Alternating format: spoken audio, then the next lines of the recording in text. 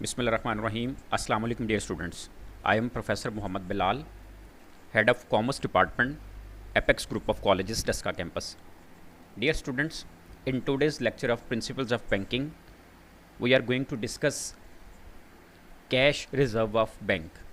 बैंकों का महफूज ज़र नकद. Today is the lecture number 10.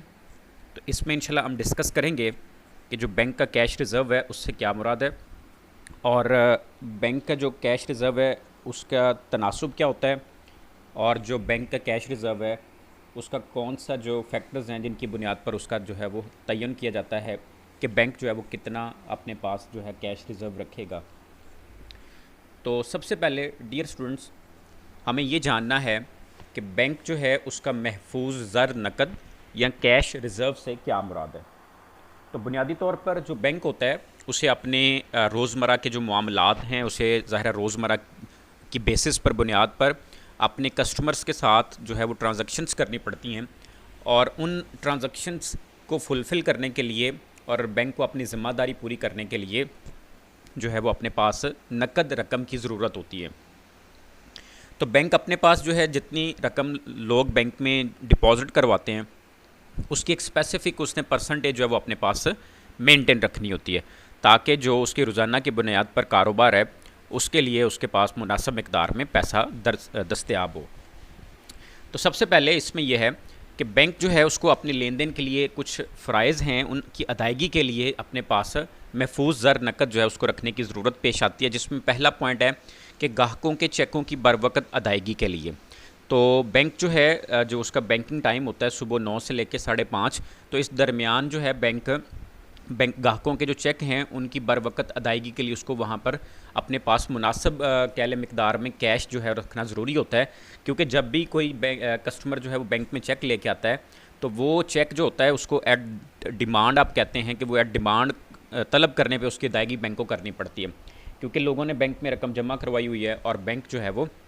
ज़िम्मेदार है कि वो जब भी लोग पैसे निकलवाने आएँ तो उनको वो पैसे अदा करे. तो इसलिए ग्राहकों के जो चेक हैं उनकी अदायगी के लिए बैंक के पास बरवक़्त जो है अदायगी के लिए मुनासिब रकम जो है वो दस्तयाब होनी चाहिए. इसी तरह से दूसरा है फ़ौरी कर्ज़े जारी करने के लिए. तो फ़ौरी कर्ज़े जो हैं उसको जारी करने के लिए इससे मुराद ये है कि ज़ाहिर है लोग जो है वो बैंक में कर्ज़ों के हसूल के लिए भी रब्ता करते हैं, और बैंक जो है ज़ाहिर है अपना कारोबार जारी रखने के लिए लोगों को, ज़रूरतमंद लोगों को कर्ज़े फ़राहम करता है. तो बैंक को उस मकसद के लिए भी अपने पास जो है वो ज़र नकद रखना पड़ता है, ताकि बैंक जो है वो लोगों को बरवक़्त या आसानी से कर्ज़े जारी कर सके.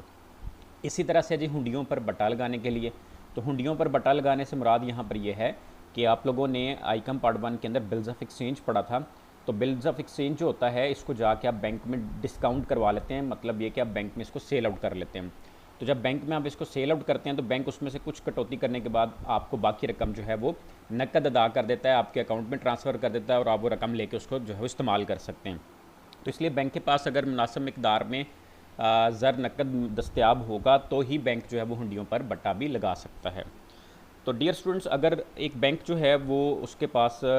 मुनासिब मिक़दार में ज़र नकद दस्तयाब ना हो तो फिर ज़ाहिर है जब कस्टमर वहाँ पैसे लेने जाएगा और अगर वहाँ से उसको ज़रूरत के तहत पैसे नहीं मिल रहे या ज़रूरत के वक्त पैसे नहीं मिल रहे तो फिर उस बैंक पर जो है वो आवाम का एतमाद जो है वो आहिस्ता आहिस्ता ख़त्म हो जाता है,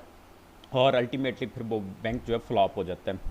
तो इसलिए यहाँ पर ये जहन में ज़रूर रखना चाहिए कि मुनासिब मिक़दार के अंदर जो है वो आपको ज़र नकद अपने पास महफूज रखना है, क्योंकि अगर आप बहुत ज़्यादा भी रखेंगे तो उससे भी जो है वो आप कर्ज़े देने में भी आपको जो है वो मसाइल का सामना करना पड़ेगा.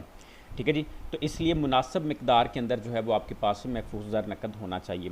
अब बैंक जो है उसका जो ज़र नकद होता है वो आमतौर पर 3 हिस्सों में जो है या 3 सूरतों में दस्तयाब होता है. पहला सरमाया का वो हिस्सा जो मरकज़ी बैंक में आप जमा करवा देते हैं. ठीक है जी. तो सेंट्रल बैंक जो है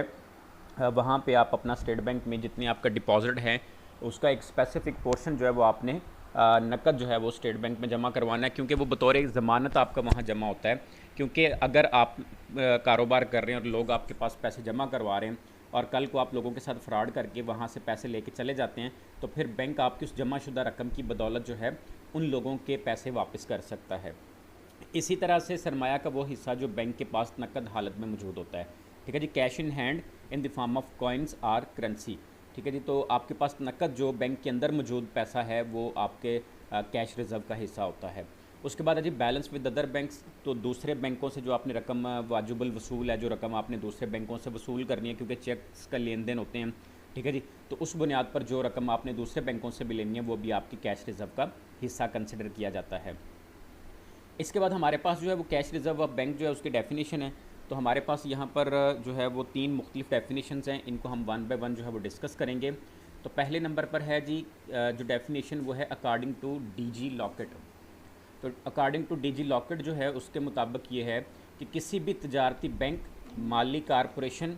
या मालियाती इदारे के कुल सरमाया का वो हिस्सा जो मरकज़ी बैंक में जमा करवाना या नकद हालत में अपने पास रखना हो, महफूज ज़र नकद कहलाता है। तो the part of total capital of any trading bank, financial corporation और institution which is essential to deposit with central bank और to keep with in it cash form is called reserve. तो जो तजारती बैंक होता है वो माली या जो माली corporation या जो मालियाती इदारे हैं उन्हें अपने कुल सरमाए का एक ख़ास हिस्सा जो है वो अपने मरकज़ी बैंक में जमा करवाना पड़ता है, और या फिर कुछ जो है हिस्सा बतौर नकद हालत अपने पास रखना पड़ता है। इसको महफूज ज़र नकद कहा जाता है। दूसरी डेफिनेशन है वो है according to the John Reed, और जॉन रीड कहता है कि मरकज़ी बैंक की हदायत के मुताबिक किसी तजारती बैंक या माली इदारे के मजमूई असासाजात या सरमाया का वो हिस्सा जो इसे मरकज़ी बैंक या अपने पास नकद हालत में रखना पड़ता है, इसे हम महफूज ज़र नकद जो है वो कहते हैं।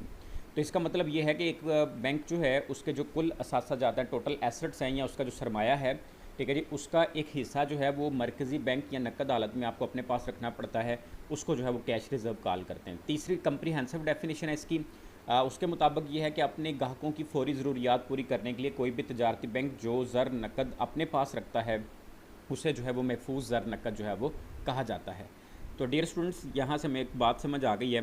कि बुनियादी तौर पर कैश रिज़र्व या महफूज ज़र नकद से मुराद वो रकम है आपके टोटल सरमाए की, टोटल असासाजात के कह लें कि फीस मुनासबत से जो आप लोगों ने जो है वो अपने मरकज़ी बैंक में जमा करवाई है बैंक ने, या उसने अपने पास नकद हालत में रखी है, दोनों सूरतों में वो आपका कैश रिज़र्व जो है वो कहलाता है। नेक्स्ट जो है वो हमारे पास आ जाएगा रेशो ऑफ कैश रिज़र्व, कि पाकिस्तान के अंदर इस वक्त जो है वो करंटली बैंक को कितनी रिक्वायरमेंट है, कितने % कम अज़ कम वो अपने पास जो है वो कैश रिज़र्व रखेगा। तो उसमें जो as per the state bank of Pakistan है कि इस वक्त करंटली जो कैश रिज़र्व है वो कैश रिज़र्व रिक्वायरमेंट आपकी 5% on weekly basis. Weekly average basis से मुराद ये है कि एक वीक की जितनी आपके रिक्वायरमेंट है, ठीक है जी, जितना आपका जो है वो उसमें कह लें कि आपकी कैश रिज़र्व जितना आपने मेंटेन करना है, उसमें बुनियादी तौर पे आप उसको लिंक करते हैं अपने कैपिटल या फिर अपने जो है वो एसेट्स के साथ। तो वो वीकली बेसिस पे 5% होना चाहिए, डेली बेसिस पे कम अज़ कम आपका जो टोटल एसेट्स हैं उसका 4% होना चाहिए, ठीक है जी। और आपकी जो स्टैट्यूटरी लिक्विडिटी रिक्वायरमेंट है उसका 15% of their time and demand liabilities. ज़ाहिर है आपने जो लोगों के जो कर्जा जाते हैं वो कर्जा जात वापस करने से मुराद ये है कि जो आपकी ऐसी लाइबिलिटीज़ हैं जो कि आपको ऑब्लिगेटरी हैं, आपको लाजमन अदा करनी है, तो उनकी अदायगी के लिए जो है 15% जो है या 15 जो है फ़ीसद जो है वो आपके पास अपनी डिमांड लाइबिलिटीज़ का अपना पोर्शन जो है वो एज अ रिज़र्व अवेलेबल होना चाहिए। उसके बाद नेक्स्ट हमारे पास है कि जी फैक्टर्स ऑफ कैश रिज़र्व, कि महफूज ज़र नकद का जो तयन करने वाले अवामिल हैं वो कौन से हैं। तो जो अवामिल हैं बुनियादी तौर पर उसके लिए देखा जाता है कि जो बैंक है उसकी रोज़मर्रा की जो कारोबारी ज़रूरियात हैं उनके पेश नज़र जो है वो इसमें जो है इसको मेंटेन किया जाता है। देखा जाता है कि बैंक किस इलाके में है, बैंक जो है वहाँ पर कितने लोगों ने खाते खोले हुए हैं, उस बैंक का जो है वो किस तरह के कस्टमर्स वहाँ पर जो है वो आते हैं। तो उन तमाम बुनियादों पर जो है ये फ़ैसला किया जाता है कि बैंक जो है वो अपने पास ज़र नकद का जो है वो कितना पोर्शन जो है वो मेंटेन रखेगा ताकि ज़रूरत के तहत जो है उसको अपने कस्टमर की ज़रूरियात को पूरा कर सके।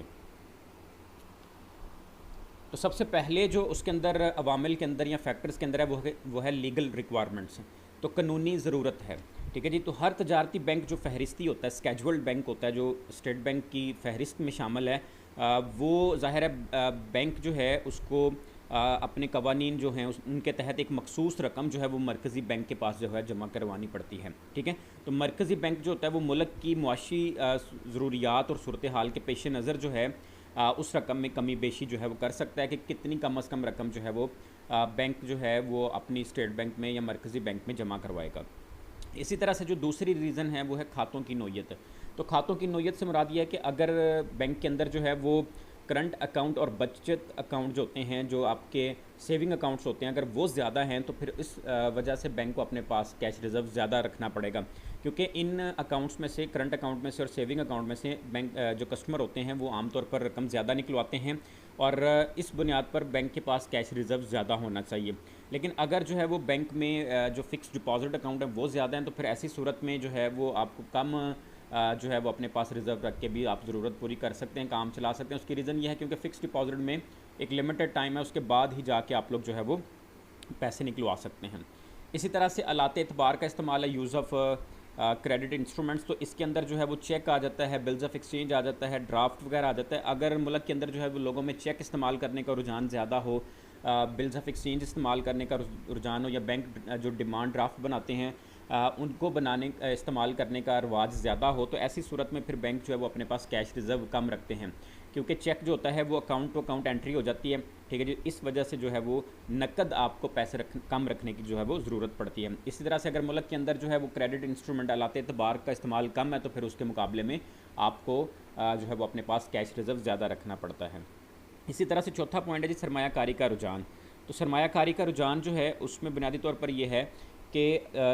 जो आपका तजारती मरकज़ी बैंक होता है वो महफूज ज़र नकद का तयन करने से पहले मुल्क में जो सरमायाकारी होती है उसका रुझान जो है उसको देखते हैं। अगर तो मुल्क के अंदर सरमायाकारी का रुझान कम है तो फिर आपको ज़्यादा जो है वो अपने पास रिज़र्व रखना पड़ता है, और अगर सरमायाकारी जो है वो उसका रुझान कम हो तो कम जो है वो आप लोग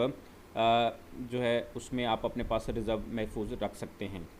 उसके बाद आखिरी जो है वो है बचत का रुझान। तो अगर तो लोगों में जो है वो बचत का रुझान ज़्यादा है, लोग रकम ज़्यादा बचत करते हैं, लोग आके बैंक में अपनी बचत जमा करवाते हैं निकलवाने के बजाय, तो फिर आपको कम जो है वो कैश रिज़र्व जो है रखना होगा। और अगर लोगों के अंदर बचत का रुझान कम है, मतलब लोग इस्तेमाल ज़्यादा करते हैं पैसा, तो ऐसी सूरत में आपको जो है वो अपने पास कैश रिज़र्व जो है वो आपको ज़्यादा रखना पड़ेगा। तो dear students, that was your lecture number 10। इसमें आप लोगों ने डिस्कस किया कि जो बैंक है उसके कैश रिज़र्व से क्या मुराद है, और बैंक की कैश रिज़र्व जो है उसकी मुख्तलिफ आपने डेफिनेशंस पढ़ी। उसके बाद आपने जो है